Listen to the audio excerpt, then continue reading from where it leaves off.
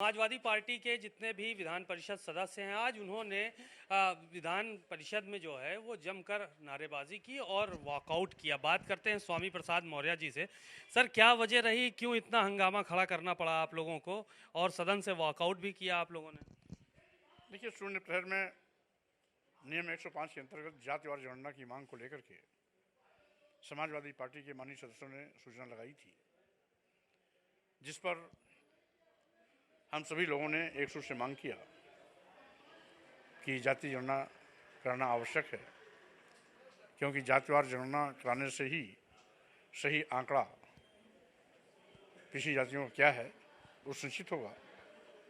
प्रायः देखा जाता है कि कभी कभी माननीय सर्वोच्च न्यायालय पिछड़ों के आरक्षण से संबंधित कोई मामले जब जाते हैं और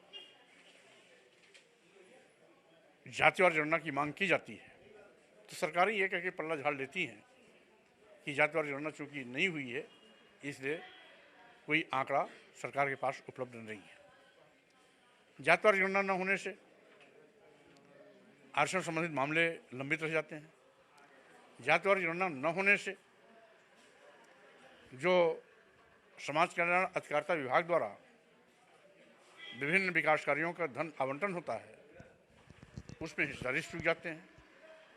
बजट में जो बजट जो प्रावधान किया जाता है उस बजट में उनको समानुपातिक उनके पिछड़ेपन को दूर करने के लिए विकास कार्यों में भी धन नहीं खर्च किया जा सकता। विशेष रूप से पश्चिमादा मुसलमान भी पिछड़े वर्गों में आते हैं और कोई जातिवार आंकड़ा न होने के नाते वो भी विकास से छूते रह जाते हैं। तमाम सवर्ण जातियों की भी कुछ जातियां पिछड़ों में आती हैं, वो भी लाभ से वंचित हो जाती हैं। इसलिए आज जातिवार जनगणना कराया जाना अति महत्वपूर्ण इसलिए है जिससे कि देश की सबसे बड़ी आबादी पिछड़े वर्गों की है और पहले होता भी था, ये कोई नई बात नहीं है। 1872 से प्रति 10 वर्ष के अंतराल पर जातिवार जनगणना कराई भी जाती थी, आंकड़े प्रकाशित भी होते थे। 1931 तक ये क्रम लगातार चला। 1931 के बाद जातिवार जनगणना रोक दिया गया। यद्यपि आज भी अनुसूचित जाति और अनुसूचित जनजाति का जातिवार जनगणना हो रहा है, जिसके नाते समय समय पर उनको हर आरक्षण सहित हर विकास कार्यों का लाभ भी मिलता है, अनुमन्य है। लेकिन पिछड़ों का आंकड़ा है ही नहीं सरकार के पास, जबकि समय समय पर पिछड़ों की जाति जनगणना की मांग को लेकर कभी पार्लियामेंट में माननीय गोपीनाथ मुंडे जी ने मांग किया था। 2019 में माननीय रक्षा मंत्री राजनाथ सिंह जी ने भी कहा था कि हम कराएंगे और नतीजा हुआ कि वही ढाक के तीन पात। माननीय प्रधानमंत्री जी मोदी जी 2014 के पार्लियामेंट चुनाव में सार्वजनिक सभाओं से हर जगह गला फाड़ फाड़ के कहते थे कि चूंकि हम पिछड़ी जात में पैदा हुए हैं इसलिए कुछ लोगों ने हमको नीच कहा।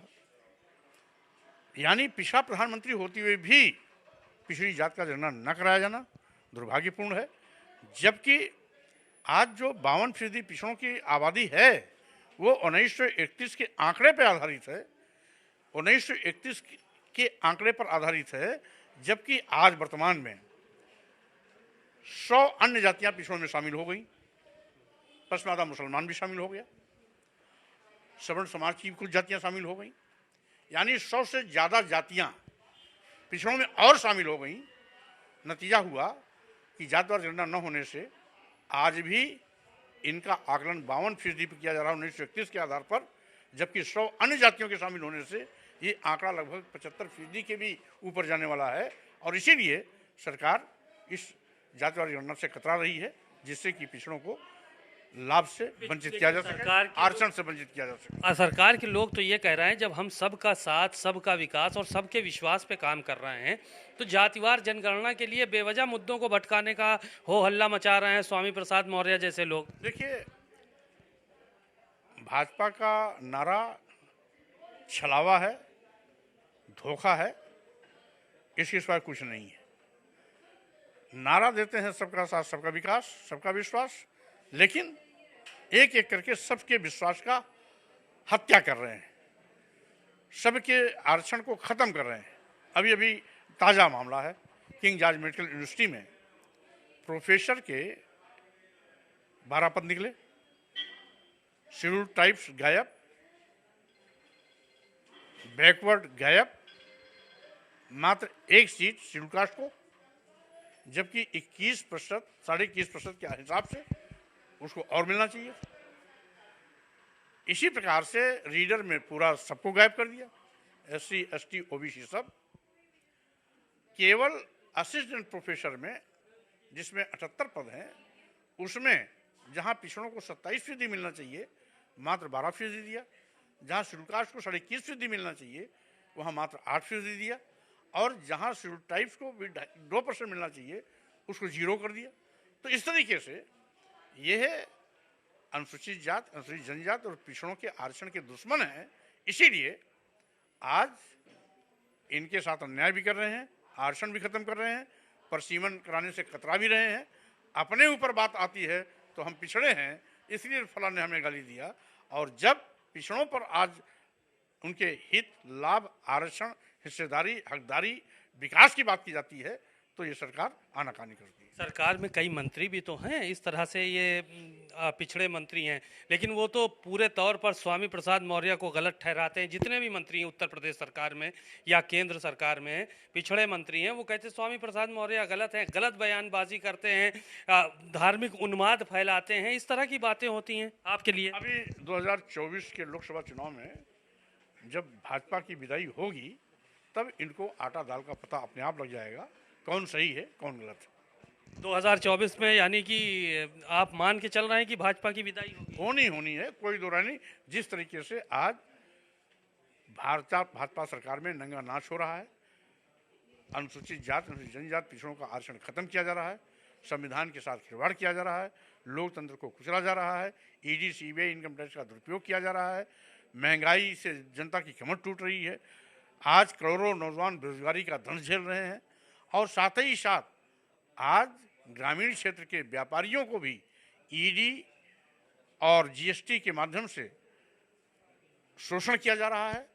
उसको देखते हुए मैं कह सकता हूं कि आज ये विफलतम सरकार, जो सरकारी विभागों को भी बेचने पर आमादा है, स्वाभाविक रूप से जनता अब ऊब चुकी है, त्राही त्राही कर रही है, इंतजार कर रही है कब लोकसभा का चुनाव आवे और भाजपा की हम विदाई करें।